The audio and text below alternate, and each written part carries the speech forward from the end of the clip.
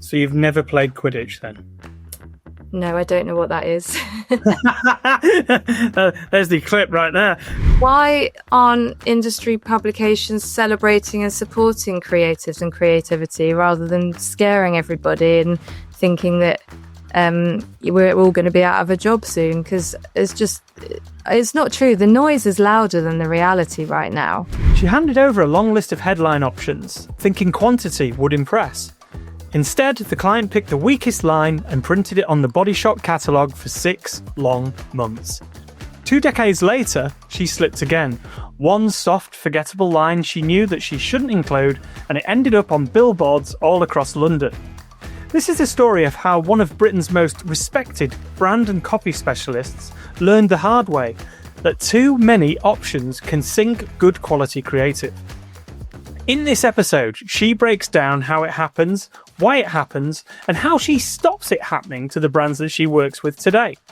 Today's guest is the brilliant Vikki Ross, trusted by Sky, Virgin and Expedia, and she's lifting the lid on the mistakes that shaped her craft, the truth about bland copy, the impact of AI on creativity, and the hidden pressures behind presenting works to stakeholders.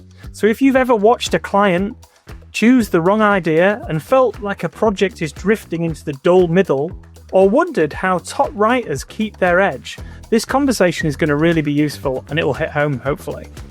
Welcome to Embracing Marketing Mistakes, the show that helps you grow quicker, all by learning from the errors of the world's top marketers they wish that they could undo. I'm Chris Norton, and my aim is to help you, the senior marketer, get sharper, faster, and avoid the traps that quietly cost brands time, budget, and momentum. Today, Vikki breaks down the moment a single weak line taught her to change the way that she presents copy, why clients always seem to default to the safest option, and how she protects the creative process in a world obsessed with speed and AI. You'll hear how she builds brand voices for global companies, how she deals with imposter syndrome, and the mindset that lets her push back without damaging those all-important client relationships. You're also going to learn how to stop good ideas being watered down, how to guide clients to stronger creative decisions, and how to keep originality alive when the pressure is on. Let's get into the conversation and show you how to avoid the mistakes that still haunt even the best in the industry. So let's get into the conversation. This is my conversation with Vikki Ross. Enjoy. Welcome to the show, Vikki Ross. How are you doing? I'm good, thank you, Chris Norton. How are you? Both using our full names. Yeah, I'm great. Thanks for coming on the show. I've wanted to get you on for several years. I followed you on Twitter for a long time, but you gave up Twitter. And the reason why I liked you on Twitter is you used to point out a lot of the copywriting, what should we call them? Copywriting errors or things that look bland. And now you've moved that to LinkedIn, haven't you, where you're sharing all the sort of bland copywriting? Because the world of copywriting, I think, is I mean, you'll be sick of talking about AI because it's boring in the world of copywriting, and I'm with you. And I think everybody that listens to the show will be saying, yes, we've talked about AI and copyright, copy generation. It's nowhere near as good as the best copywriters, of which I class you as. So do you want to explain a bit about what it's like to be a copywriter in 2025 and how it's sort of changed from the world of Twitter to LinkedIn, and how you approach sharing stuff online now? Gosh, okay. I'm not very good with multiple part questions. So let's see how much I can remember of what you asked and if I answer all of the points. So yes, I left Twitter because it just became a place that wasn't fun to hang around, and I did love hanging around on Twitter, but every time I opened it there was some bot trying to I don't know, attack me or have sex with me or something, and I just didn't want any of that. Yes, I have pointed out copy errors and bland branding, but that's not all I do. I'm very celebratory and supportive of copywriters and copywriting too. And I would never criticize anything that I don't think I could do myself, because that's just not right. And I know lots of people do things like that. Like as soon as you see a post on LinkedIn that says something like, this is a masterclass in copywriting, it probably isn't. It's just someone trying to attract attention and get engagement. And yeah, on the bland stuff, so I created something with Paul Meller called the Bland Book, and it was basically what a lot of brand guidelines look like, which is really bland and describing a brand voice as, you know, the old human, friendly and honest, which obviously doesn't differentiate one brand from another. So the Bland Book was just to show brands, this is what it looks like when you all do the same thing. And I specialize in branding and creating a voice for brands. So I felt very much in a safe space to be able to criticize, knowing full well that I could help people if they said, well, come on then, like, you've criticized something, but what would you do about it then? And then I think you mentioned AI, and you said we won't talk about it because it's boring, but I just want to reiterate, it is pretty boring. I mean, I have to give the caveat like everyone does, like it's great for some things. It's not great for all things. I've been playing with it a lot more recently. Like I didn't for a while because I just didn't want to know. And then I thought, come on, you can't ignore it. It's not going to go away. And so I've started this collection of ads under the collection name Lines I Don't Reckon AI Could Write.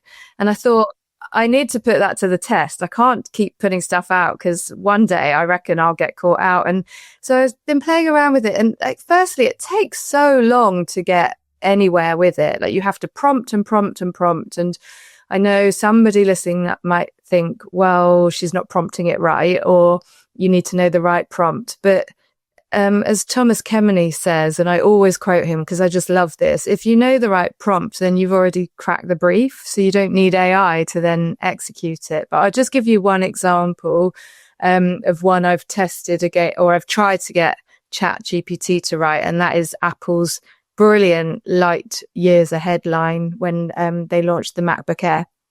And it was light full stop, years ahead. So it was 2 sentences, but it could be read as one and it could be read as 2. And it was just, you know, copywriting mastery.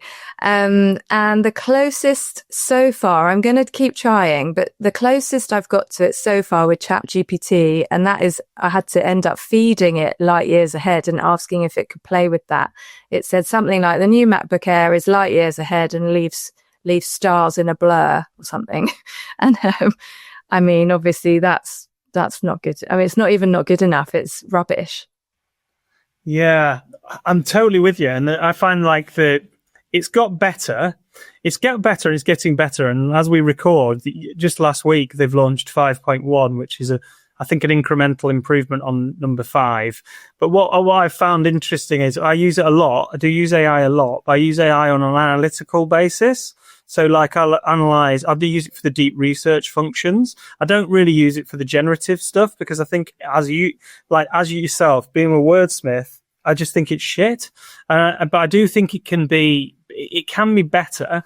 And we didn't say we were going to talk about this, but it is the thing that I found with it is that there's the industry of copywriting and the industry of poor like copywriting. So like, you know, I would say that there was an industry of like, where people would just fill the internet with content online, you know, blogs and, product pages and stuff like that, which is not what you do. I get, and you're much in a different space. I think what AI is doing is getting rid of that and means that the better people, the better quality work, like the Apple example you've just given, or a Nike, or there's so many strap lines that you can think of that are brilliant. Although I believe the Nike one came off it was a last minute thing just before they went to a meeting, which is a classic. One of the guy on LinkedIn who does all the comedy stuff, Rob. I think he's just done a skit where he's going like, we haven't finished the creative, but we, you know, that's what it is, which is that we've all been in a pitch situation where we just hope for the best. That example that you're giving is a great rationale for not using AI, or maybe not rationale is not the right word. So by the way, I'm much better at words when I write them down rather than when I say them. But the things that come to us at the last minute or just inexplicably out of nowhere, are often the things that just work, and we can't say why, it just does. And if we use AI to generate stuff like that, we lose the messy bit along the way that gets us to something special. And so I get people saying, oh, but it helps us get to the line quicker. But I love my job. I don't want to shorten it, and I don't want to sacrifice any part of the process, because, as I say, so much of it can happen in between, like, you know, when you're drawing outside of the line sort of thing. I did just remember there was another point in your question of a million points, and that was, and it's tied to AI, and that was, what's it like being a copywriter in 2025? And it's amazing, and it's not, I suppose. Like I just said, I love my job. I've always felt so lucky to work with the brands that I work with, but it's really not nice living in a time where, and this is with the restrictions of what we're talking about. There's obviously horrible things going on in the world. So just for the context of our conversation only, it's really not nice waking up almost every day to an industry publication headline screaming AI is going to take our jobs, and especially copywriters' jobs, because what is that doing to all of us? And why aren't industry publications celebrating and supporting creatives and creativity rather than scaring everybody and thinking that we're all going to be out of a job soon? Because it's not true. The noise is louder than the reality right now. Yeah, we're in I've said this before, we're right on the hype of the hype cycle. Yes, AI is amazing. There's some amazing things it does. But for people like you who are brilliant at copy, there's a few people I really respect in terms of writing, and several people in PR, the sector that I work in, that I respect on writing. They're far better writers than me. But I do think that AI is, like, I would say, level. So let's say when it's really great, it's going to get a 6. Whereas when you're really great, you're going to get a 9.5, you know, maybe you'll get a 10. Those 10s are the ones that are, like you said before, you just can't explain why it's a 10, but it is. You know, they're just brilliant. I think Specsavers nail it all the time, don't they? Whoever they've got in their team, I mean, genius. Absolutely brilliant. But I don't think AI is replacing the brilliance of an excellent thought through piece of copy just yet. And it's because it's that untangible, I think, that you can't really put your finger on the reason why it's brilliant. Yeah. So why don't you take me back then? So I want to go through a little bit about your career to explain to the listeners what sort of stuff you do. So you have had some amazing jobs. But first and foremost, you started in PR, didn't you? Yeah. I was thinking, did I? Yes, I did, for 6 weeks or 4 weeks. Yes. So you want me to start there? I'm trying to remember. So, I went to college to do A-levels because I didn't know what else to do with myself, but I knew that I never wanted to go to university. So really I was just passing the time for 2 years. And I didn't care if I passed my exams, which I didn't. And then when I left college, I had to get a job, and I mean, I wasn't skilled in anything and didn't have any grades. So I got reception and admin roles. And in one of my receptionist jobs, I can't remember why, I just wasn't very good or interested in what I was doing, and I was sacked. And I called my best friend who worked at a PR agency, and I wanted to tell her, like, oh no, I've been sacked. And this was before mobiles, so I was calling her landline on her desk, and her boss picked up and said she was off sick. And I said, oh, don't worry, I was just calling her to say I've been sacked, I'll call her at home. And her boss said, do you need work? And I said, yeah. And she said, well, we're preparing for the Michael Jackson Blood on the Dance Floor album launch party, and I need someone to basically come in and lick stamps and stick envelopes down, which is exactly what I did for 4 weeks. So yes, I can't claim to have any PR experience. It was still admin, but in a PR agency. Yeah. How very dare you! Licking stamps and putting envelopes together was the role of the PR exec in the early late 1990s, early 2000s, which is when I started. At 3 o'clock my first job, I worked at a place in London near Heathrow Airport. Actually, we had a couple of offices in London, but this one was near Heathrow Airport. And at 3 o'clock every day, all the execs would have to go downstairs. There was like 150 people who worked in this big PR agency. And then all the execs, it was your role as the graduates to go downstairs into the mail room. Do you remember that? The mail room. Yeah. And stand there and fold press releases and stick them through the franking machine. They'd fly out the other end and land in the post bag. And we have to fill them up. And we all each had an individual job. That was an actual job. I mean, well, AI can have that one. Firstly, shout out to franking machines. How good were they? They're great fun. They're great fun, aren't they? And secondly, I apologize. I take it back and I'm just going to go and update my LinkedIn profile as to my experience in a PR agency. Extensive experience. And so then after that, where did you go then? What did you do next? Because you've worked for some amazing brands in copy.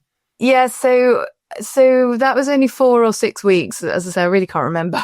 And then the lady who ran the PR agency, she said, my husband, runs a direct marketing agency and he needs, he also needs an admin assistant. So I went there.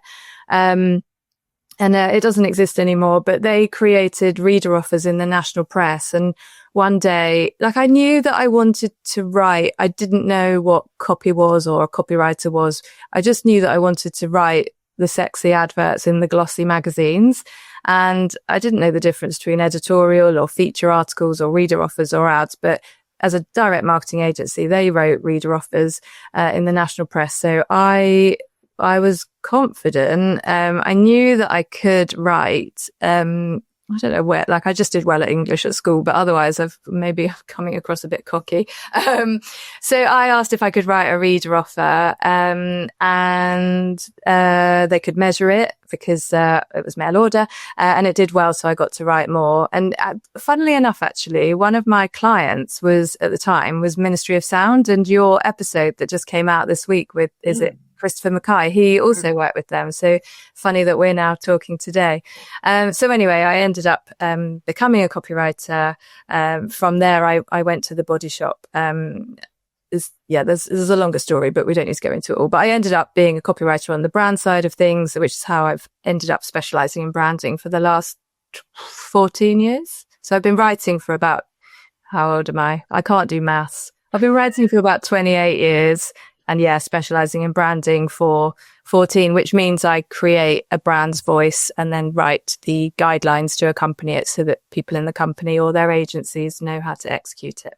So if I was coming to you then, Vikki, and I was like, what's the ideal piece of work that like, if I work in marketing, what am I hiring you to do for me? Because just to explain because if someone hires us, they want, brand awareness, PR, they want exposure. Some clients want to be on TV or in the trade press. That's what we do. But what is it that you would do for a client in marketing, for instance?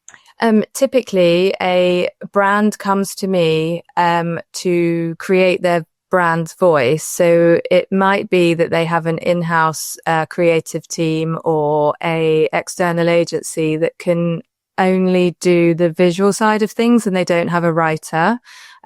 So I will work alongside them all to come up with a voice that is inspired by their brand positioning and also who they are as a brand and who their audience is and what their competitors are up to. And typically I spend sort of 3 to 6 months with a client, just living and breathing what they're doing. Because I want to feel like I'm part of the team, because I can't execute on behalf of a brand that I haven't worked at unless I feel like I am, part of the furniture. Some of these people have worked at brands for decades and then they come to me and say, can you create a voice? And, I have to get up to speed really quickly. But yeah, then we'll typically spend 3 to 6 months together, which is really nice because it's really nice to be part of a team and understand where they're all coming from and where they're going. And we'll have loads of meetings. So for example, I created a new voice for Range Rover, Defender, Discovery and Jaguar last year.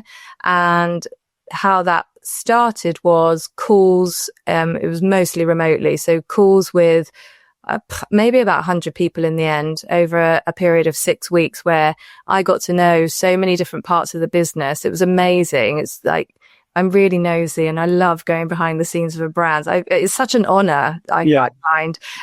So for everybody to be taking me around like their areas was just really important.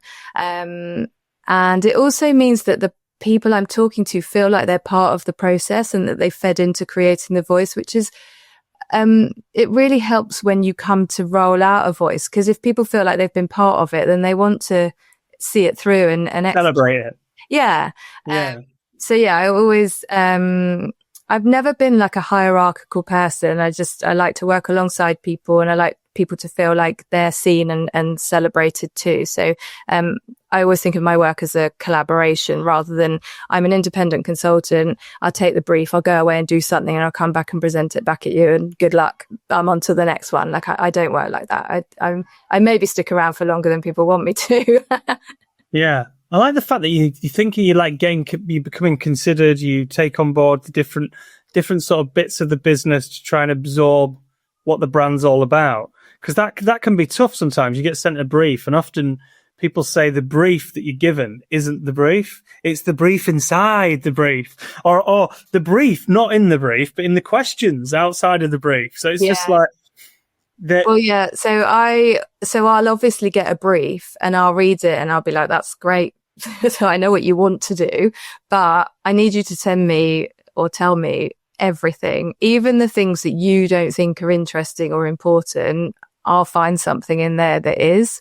And so, yeah, doing the like 100 odd calls with people around Jaguar Land Rover, there was just something that somebody said in each call that fed into what I was doing. Also, I mean, I'm giving I was going to say an extreme example of such a big global brand, but I pretty much only work with big global brands, but they know what they're doing. I mean, they came to me when they had 4 years of strategy behind them. So all I needed to do was put a voice to the strategy that they already had. But then I did a similar job with them this year when they rebranded from Jaguar Land Rover to JLR. So then I did the corporate voice for them, and again was on loads of calls with people around the business. And actually every single call, I can't emphasize enough, every single call, the person I spoke to said the same word. It was the same word. I kept hearing all the way along as to what they thought their voice should be. So then I was in no doubt that that was what their voice would be. And I kind of felt like I hadn't done the work myself because they'd given it to me. But what a dream to work for a massive brand like that, who know who they are. And are so confident about who they are. It meant that the result was, going to mean something to everybody. So do you, I mean, the focus to pull that out, is that not terrifying that you start with a brief and you don't know anything about it, and then you've got to sort of let it, I mean, people have talked about where you let it fester and then suddenly it pops. Is that how it is with you? Like what they call it, some people call it downloading, don't they, creatives? You just sort of look at a brief, think, and then when you stop thinking about it, out it pops. Is it like that or not? Yes and no. Firstly, is it not terrifying? Yes, it's terrifying. I have been doing this a long time now, and I think it's because I love what I do.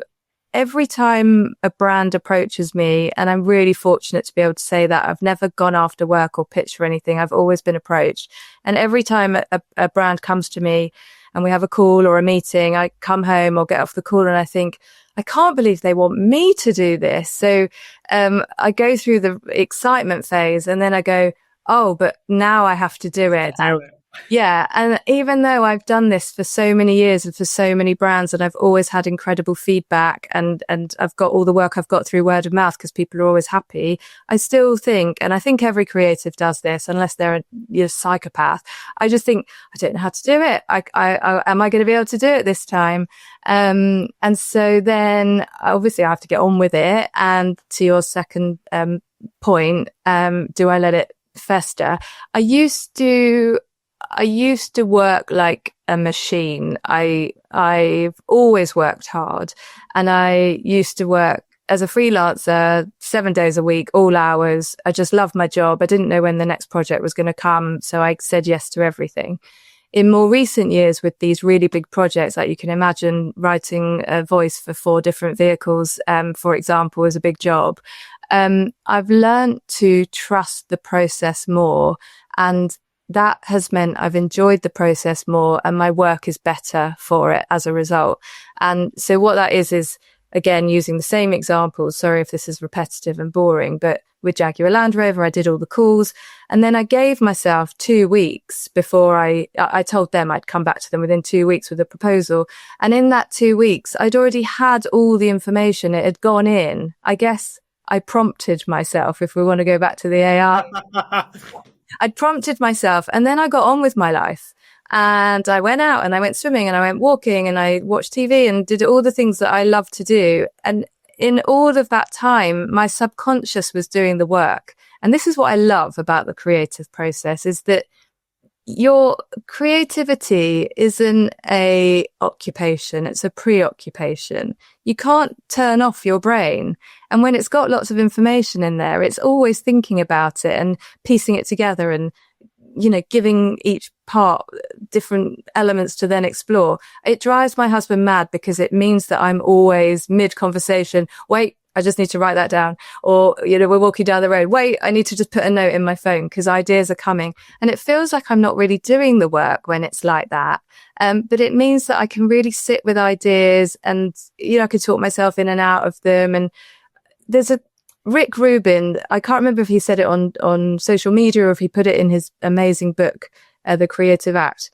It was something like, we're a different person from when we start the work to when we come back to it. And it made me think that's so true. And it's why we need more time in the creative process, because copyright, I think any copywriter could tell you this. We could come up with a really good line by end of day, which is often a deadline we're given in copywriting, not creating brand voices, obviously. But the next day we'll come up with something much better. So the more time we have to sit with something, the better the work will be. Yeah, because I've got a client triangle, right? Which is quality, time, cost, right? And clients want all three. Really, when you get a briefing and it's like, you've got one for Friday, you know, you've got to do it by Friday. Then obviously if your quality and your, the cost is going to go up and the quality is going to go down because of the times, you know, so each element affects it.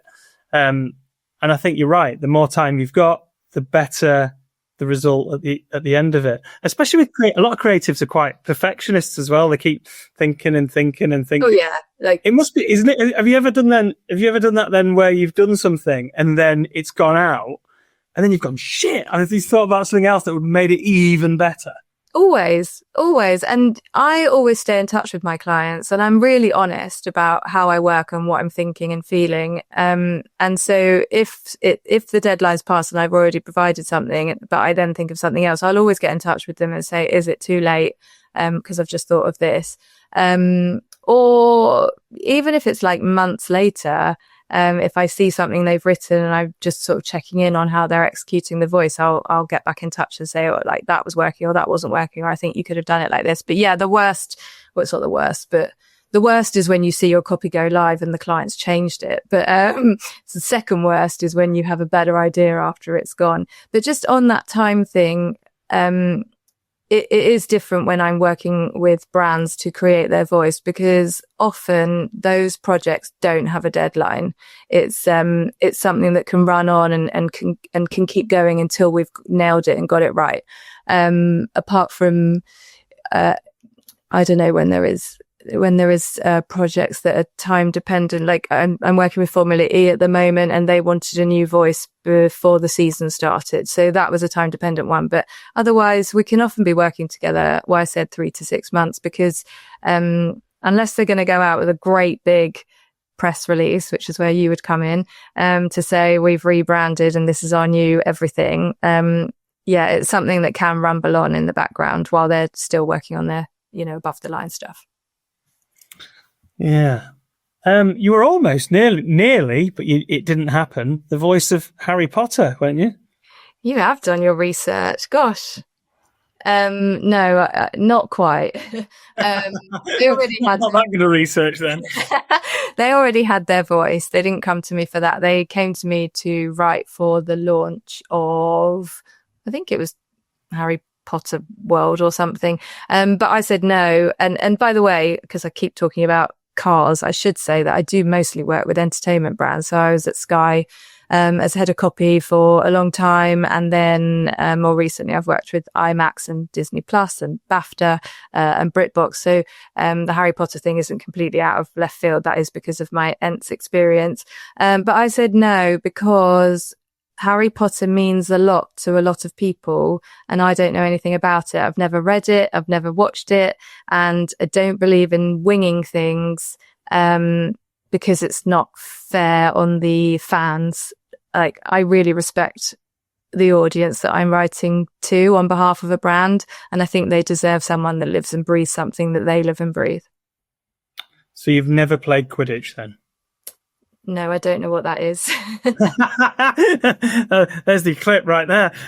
Well, I mean, that is why I asked you the question, because I thought it shows your integrity as a copywriter. And I think that will shine through to our marketing listeners who are like, that's what you want. You want someone who, because it's kind of what we're like when we get a briefing. I've had 3 today, and I'll refuse loads where I don't even pitch for a lot of stuff. I'll just say, look, I'm sorry, when it's not for us. Or I'll say, we don't think this is ideal for us.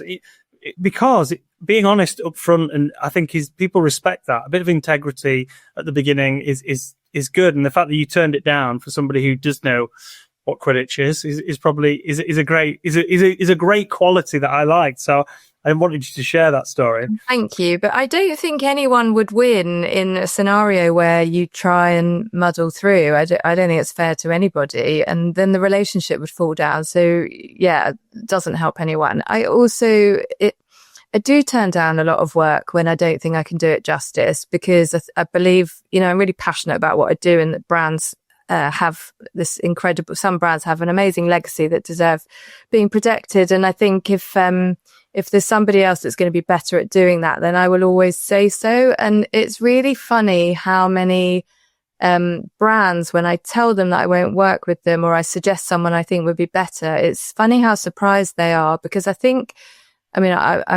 guess I'm not really a freelancer. I'm a consultant, but freelancers have a reputation, I think, for just taking any work, because there's this impression that we're all like, poor and starving and desperate for work and money.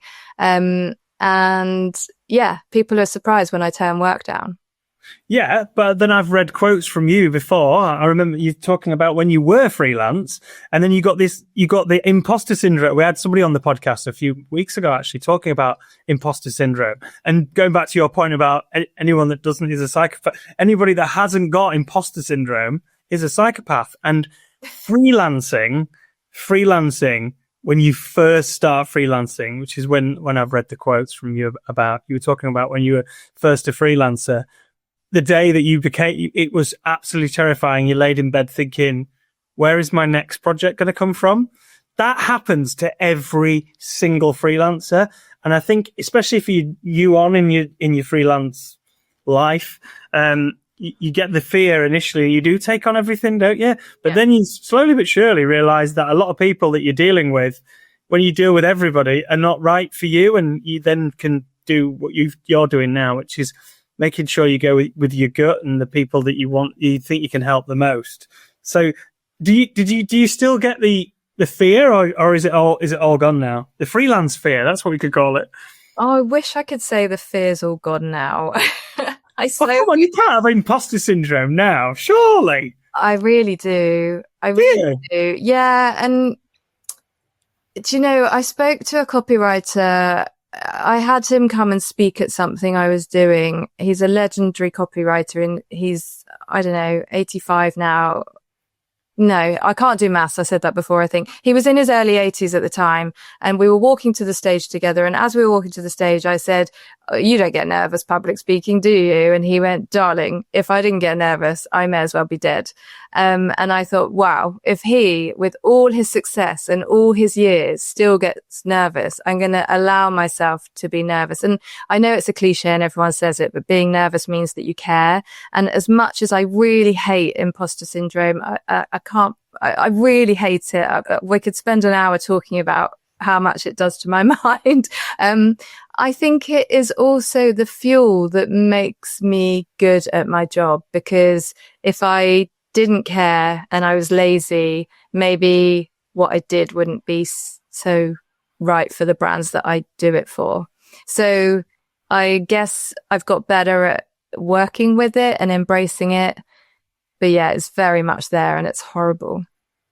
Yeah, it's horrible for all of us. I mean, the public speaking thing, I can completely relate to that. I mean, I went to uni and I've taught public relations at Leeds, but I also went to the university here and did it. And I remember the first couple of presentations I did, I was absolutely terrified. And yet, the way that I present, apparently, I feedback in the London agency. I was terrified, right? We had to, when I got my first job from uni, and went like the agency where I was doing the envelopes and stuff. And we had to do presentation training, which sounds great, right? It would be fine. And it was 2 days of presentation training to get you to pitch brilliantly and everything. External trainer and a couple of internal trainers. And I was like, oh, this sounds great. And then this is how they opened the training. And at the end of day 2, you'll be presenting to Gareth, who is the managing director of the agency, and you'll be presenting your idea to him. And I'd only been there 2 weeks. It was absolutely terrifying. It's like one of those terrifying things. I was just, the whole time, all I was thinking was, oh my God, I've got to present to the MD it was just terrifying. So I still get that, but I think there's a lot of, as you get older, you get used to presenting, or don't you? You get the confidence. And I think if you know what you're talking about, the confidence comes. I certainly don't think you should be feeling like you've got imposter syndrome, and I think you're right about the fee. Yeah, because you've done it. You've already got the experience. You're just worried that I'm going to go, oh, here, we've got Apple here. They've got a brief for you. We need you to write we've got a new iPad 6 is coming out. I don't even know what number we're on. Can you do us a new voice? And then you've got what GPT says. Well, yeah, the public speaking, I really don't like doing. I never thought that was something that came with being a copywriter. I thought copywriters just sat behind their screens and didn't talk to anyone, as the, poor little sensitive introverts that we are.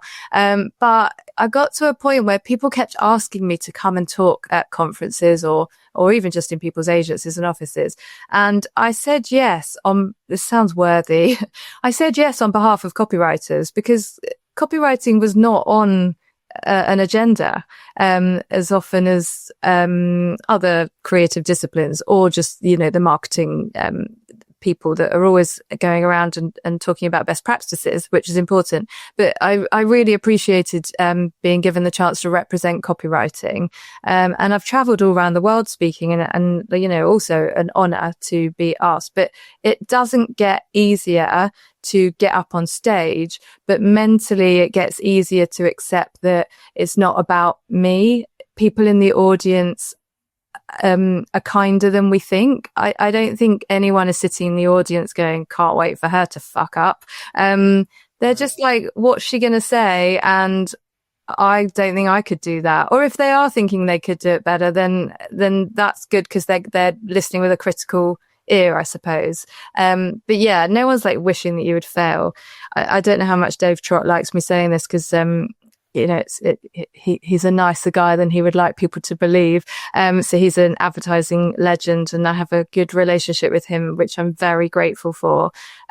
We were both speaking at the same conference in Mumbai just before COVID, actually, and he knew I was nervous, so nervous. And I was on just after the break, and we walked into the conference room together, and he said to me, I don't know what you're coming in here for. I've heard the next speaker's shit. And it made me laugh. I love that.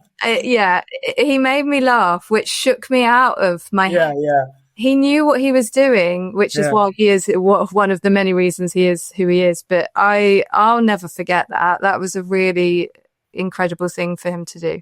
Yeah, because when I'm speaking at events and stuff, I always think I want to give the audience something where they go, oh, that was really interesting and useful. Like, we've just done a thing on GEO and how AI is affecting search. and we had like 600 marketers on one webinar we did, and then we had another 300 on another, because it's of the moment. Everybody, how everybody is using Google and search now is totally changing. Google's been flipped on its head, and people are now not using Google for certain things, which is just so weird. Yeah, I liked that because we had people, and the chat was great, loads of things, because it's something new and interesting and changing. And there's the areas that we've talked about in AI where it's not great. There's some bits that are really great where, it's going to recommend stuff to you that is better than when you just looked at the top 10 links. It's going to recommend it better for your exact prompt, to use your word before, So yeah, I do think, but I also, my point before about public speaking, I've read so many things on public speaking because I had to prepare myself for it. And it says that it's just about a mindset in that. If you're nervous, and I know what you mean before a conference, because I am, if you've got to do a keynote or whatever, if you're nervous before that, think that actually you're excited because you know what you're going to talk about, and it's actually the same feeling as excitement, but also there's the sheer terror. So it's trying to turn that on its head. You've got to flip the emotion and go with the positive. I mean, I don't really drink anymore, but I used to have a glass of wine before going on stage to try and settle me. It didn't matter what time I was going on. I'm not an alcoholic at all, but it was, a comfort. But yeah, it's a funny thing that we do to ourselves. I don't know why, I've always taken it upon myself to be a comedian on stage. Really? Well, yeah, like, I said before, I'm not hierarchical. I don't really like formalities in the workplace. And I don't mean in a disrespectful way. Of course, we have to have boundaries and respect for each other. But I also don't think that we need to make it as hard and serious and formal as some of us do. And so I try to just have fun, because I'm just talking about words. And yes, they will make money for your business. But if we can all enjoy ourselves while we're thinking about them, then maybe we'll remember stuff and do it better. Yeah. I mean, what you just said there about copywriting, I remember reading Eats, Shoots and Leaves, which is exactly the clever play on words just for the title. I remember that, I was worried that I'd get some grammatical error on one of my signs or whatever. There's something else you've talked about, which is basically when we spoke before, you were talking about the fact that one of the things when I asked you if there was a mistake you want to share on the show and you've been thinking about it, was the fact that, and working in PR, I can relate to this, because if a client gives us a brief, they go, we want a campaign for this, or we want a proposal for this. Normally what I do is come up with 3 ideas, but sometimes you have more than 3. So then you might have 5 ideas, and actually giving too many ideas just complicates the scenario. And I think you've explained that you've had that issue where you've given too many ideas, and usually the client goes for the bloody one that is the worst one of the lot. So do you want to explain a little bit about that? Yeah. So yeah, this is my mistake. I suppose we've been talking for a while. We haven't talked about the mistake yet, have we? Yeah. Okay. So for the purpose of your podcast, I wish I had a major mistake to share with you, but for obvious reasons, I'm really glad that I don't. My mistake is pretty small, but it's always stuck with me. So years ago at the Body Shop, I got the chance to write the headline on the cover of their mail order catalogue, and it was for the autumn winter issue. Excuse me. And we were leading with a new range of lipstick. And I worked in the in-house creative studio, and we operated like an agency. So our marketing colleagues were our clients. And as a very keen junior copywriter, I presented a whole load of lines to the client, thinking that they'd be so impressed with the quantity of options, regardless of the quality. Some of those lines should have stayed in my drafts, but I thought that showing how many I'd written would look really good. Unfortunately, like you said, and of course, the client chose one of the lines that I shouldn't have presented, and it lived on the cover of that catalogue for 6 very long months for me.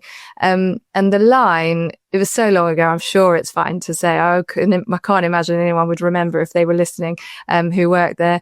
The line was colour, whatever the season, which is so weak and unimaginative. It gives the reader nothing to go on, like no reason to believe in the Body Shop or to buy a lipstick from them. And it's the whatever the season bit that bothers me the most, because I knew full well what season it was. So why wasn't I specific? And because that would have made the copy more relevant to the time. And then whatever else I'd said may have connected better to the product, the brand, and the audience, which is, of course, what all good copy should do. So that's my marketing mistake for the podcast. And do you know what? I stupidly did it again recently. We've all done it. We've all done it. 20 odd years later, despite knowing not to do it and telling other copywriters all the time not to do it, I did it. I included it in a list of copy recommendations for another client that I would never normally include, but I knew that they would like it, and they did. And now it's on billboards all over London, annoying me every time I see it. I just can't believe I did it again. And hang on a minute. How can you be annoyed that your brilliant copy is on billboards? It's not because it's not brilliant. I just think that if it wasn't brilliant, it wouldn't be on billboards, Vikki. I think you're overanalyzing this. No, I think not all clients know what good copy is, and that is an issue that we have with AI, because if marketers are using AI over copywriters and they don't know what good copy is, then they might not get, the best outputs from AI, or they'll think it's good, but it won't. I mean, it's good enough, but who wants good enough? No, you want that missing, not to use a Simon Cowell word, but the X factor. That's what it is, isn't it? It's the one thing, intangible thing you can't put your finger on that a human can do. And going back to your LinkedIn, that is exactly what you do on LinkedIn. You share, what do you call it? Copy that's AI couldn't produce. Lines I don't reckon AI could. Yeah, that's it. And some of them are just brilliant, the way that you're sharing them, but it's different to what you used to do, which was sharing stuff on Twitter. Do you find that do people send you stuff that they've seen now? Have you become the person known for that? Yeah, all the time. I think because, my DMs are busy, and it's a mix of people. It's people thinking that a line isn't good or it is good, and they want to know if I think so too. It's also people who aren't comfortable sharing on social media, and so they just want to share with somebody and leave it in the DMs. And I guess sometimes I think people are being mean, and maybe a bit too critical. Like we all know what it's like to answer a brief, and we all know what it's like to not nail it. And I think, like, I really want to make it clear that I don't share anything with bad feeling. Like, I completely appreciate and respect that there is a copywriter just like me behind a line that someone might not like, and it's not fair to attack that person because maybe they were having an off day, maybe they don't know that they could do better, or maybe somebody else got involved and ruined it and they had no control over it. So yeah, I want to be clear, because you've mentioned it a few times, that I might have pointed out stuff that's not great, and it's never to make anyone feel like they've done something wrong. Yeah, I mean, we've had Sarah Townsend on the show, and she shares stuff as well, because I follow both of you guys, and she'll share stuff that where it's there's grammatical errors in it or whatever. It doesn't make sense, and it's always funny. There's a lot of it's funny, which is why you get engagement. Or if it's fun, I think it's fine. Like what you just said there, there might be a copywriter behind it. I mean, the key there is might be now. If it's bad, let's hope AI did it and blame AI. Yes, but yeah, everything that I share is in the spirit of supporting and celebrating the craft and the people behind it. It's never for any other reason than to just keep pushing, keep making copy better, and keep making people realize what makes good copy and how important that is for a brand. So years ago, you started Copywriters Unite, didn't you? Yeah. And it was like a hashtag, and now you do that. I mean, we used to call them tweet ups back in the day, didn't we? Yeah. So how does that work now? And what, because you've got one is it Bristol soon? Yeah, so Copywriters Unite was a hashtag that I started on Twitter to connect copywriters all over the world, because a lot of us do work on our own. Even if we're part of a team in an agency or a brand, we might be the only copywriter, and sometimes you just want someone to ask where to put a comma, or just, nerd out about words. And it really took off on Twitter, and people started calling for it to be a real life thing. And so, yeah, this was, I don't know, 2012 maybe. Obviously, because I'm in London, I started a meetup in London, and however many years later, we're now, it's all over the world. There was one in Nairobi last week. There's been one in India, New York. I don't need to name countries, but all over. And it's amazing to see. Yes, there is one in Bristol coming up. There's one in Amsterdam, one in New York. Because it's just a meetup. It's just drinks in a pub. There's no tickets, no agenda, no speakers. It is just copywriters connecting. And it's also non-copywriters. They started asking if they could go. Sometimes they're looking to hire a copywriter, or an art director's looking for a partner, or whatever the reason. It's a really nice, inclusive environment for people to just go and find each other. And the best thing about it is, because not many people like going out on their own to a place where they don't know anyone, but everyone's immediately got one thing in common, which is their job. So it's very easy to start a conversation. What one job do you wish you'd been given to do? Do you know what? I always wished, once I knew what a copywriter was, I always wished that I would get a job as a copywriter in an ad agency and work my way up and up and up to be running a creative studio as maybe a chief creative officer with a copywriting background, because most of those positions are with people who have an art background. As much as I thought that was the job that I would love, I've ended up with a job I didn't know existed, and that I think I love more than you don't know what you don't know, obviously, but getting to write for brands and working directly with the leaders of that brand and coming up with a voice on behalf of them. I mean, it is such an honor. And I don't know that working in an agency, I probably would have loved what I ended up doing in that regard, but I don't know. I've just got such a great job. Oh God, I sound awful. No, it's fine. It's fine. That's what I invited you on the show because of your absolute passion for copywriting, and I literally could talk to you all day. If people want to get hold of you, Vikki, how can they get hold of you? Because I reckon people are going to get hold of you off the back of this. Oh, thank you. Well, I'm on LinkedIn, or I have an email address, and that's it. I don't have a website or anything. Okay. So yeah, I'm Vikki Ross on LinkedIn, and VikkiRossWrites@mail.com is my email address. So people can drop you a line. And then the final question that we always ask people is, now that you've been on the show this time, if you were us, who's the next guest you'd have on and why? Oh gosh. And on this, I wish I knew about that in advance. Everybody says that. I should probably do that in future and give people some time to, I want to say percolate, but just like, I can't, there is a word where you sit on something and think about it, and then it pops up, and I can't remember what it is. Will always remembers it, and I can't remember what it is. Well, also, it just means you're going to have 5 minutes of me going, And then but ours will just go some minutes later. Okay. Well, I'm going to say the first person that comes to mind. Have you had Ellie Norman from Formula E yet? No. Okay, so she's my client right now, and we have had a mutual appreciation for each other for years, and now I feel very lucky to get to work with her. She's smart, she's fabulous, she's fascinating. She's doing amazing things at Formula E, and if you like my passion for my job, then you'll like her passion for hers. She's just amazing. She invited me to the E-Prix at the end of last season so I could get a feel for the race. Wow. And I went on the track before the race was about to start, and she was doing some PR stuff with team members and colleagues, and there was photographers and all sorts.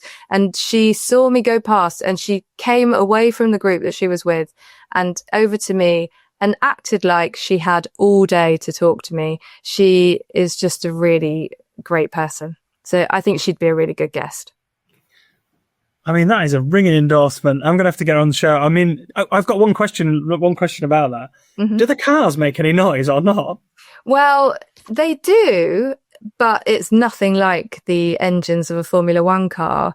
And I know that Formula One fans, some of them don't like Formula E because one of the things they like about Formula One is that rev of the engine, and they miss it when it's not in Formula E. But what you get with the Formula E noise is a really futuristic sound, which fits with what the company and the sport is doing.